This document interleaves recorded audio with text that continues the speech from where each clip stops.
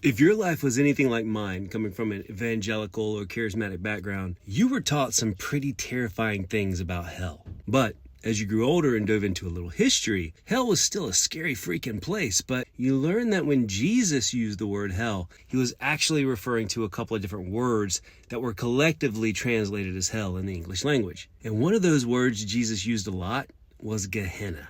And whenever the word Gehenna is brought up, invariably you'll have someone slide in with a, yo, what's up? You know, when Jesus used the word hell, he was referring to Gehenna, which was actually a garbage dump outside the city. And you're like, dang, Theo, bro, a garbage dump. It all makes sense now. Facts are, loads of folks, including myself, were taught that Gehenna in Jesus' day referred to a garbage dump outside the city walls of Jerusalem in the Gehenna Valley, where discarded human and animal waste, refuse, and even cadavers were tossed to be burned. So when Jesus mentioned Gehenna, we're taught to think that's what hell is like, to be discarded with the refuse and separated from those you love, to be burned and tormented in agony outside of the protection of the holy city. Looking at Gehenna as a garbage dump is powerful, implied, and visual imagery for sure, and it's widely taught. Bunches of study Bibles state the idea that Gehenna was a garbage dump. Endless sermons mention it, loads of books, and tons of internet sites. It's been taught in ministry school. It was taught to me in ministry school. It's like one of these things that if it's mentioned enough, it becomes true. But the idea of Gehenna referring to a 24/7 burning garbage dump is simply not true. Gehenna as a garbage dump is a myth that's been perpetuated since the 11th and 12th century. While the Gehenna Valley is indeed a very real place, and you can go there and visit today, it was never a mythical garbage dump for the entire city of Jerusalem. Now, this being said, it was a place in pre-exilic times that had horrendous things happen there according to the Bible. And because of that, it represented some terrible, horrible things in exilic and post-exilic Hebraic consciousness, and was thus used by Jeremiah, Isaiah, and Jesus to illustrate a great many things related to that.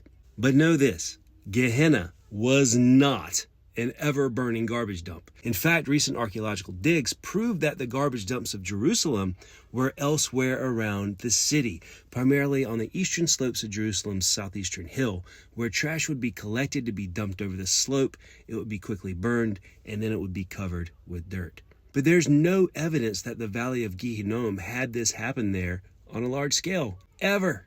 Number two, there are no ancient attestations of Gehenna being a garbage dump. Not a single one. In fact, the earliest mention we can find of Gehenna being a burning garbage dump comes from a Jewish rabbi around 1200 AD named David Kimchi in his commentary to Psalm 27. That's right, the earliest reference to Gehenna as a garbage dump came 1200 years after Jesus. And that reference came from a rabbi who lived in Europe that might have never even been to Jerusalem.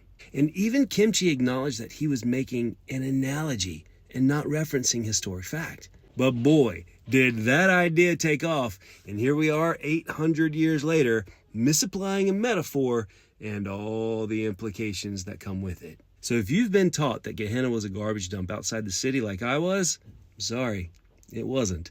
But if you'd like to learn more about Gehenna, aka Gehenna, and how it was used by biblical writers and Jesus to talk about the fate of the wicked and why it was translated as hell, for the basics, I've got a video series about that here on TikTok.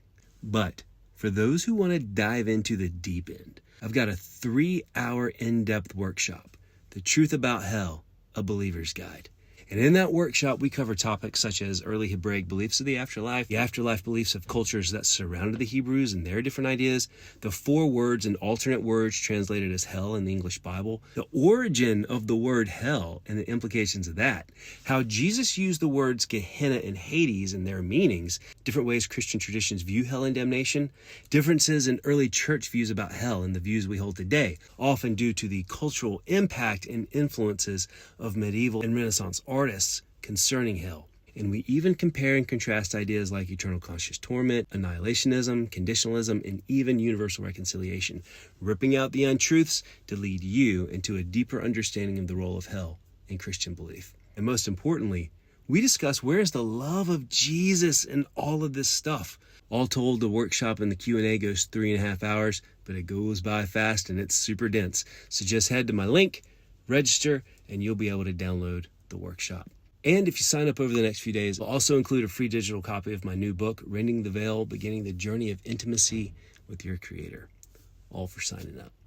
To register, I simply ask for a small trade-in what you can donation, with all proceeds going to our overseas mission and charity work, details of which can be found in my profile. And as always, God bless. See you soon.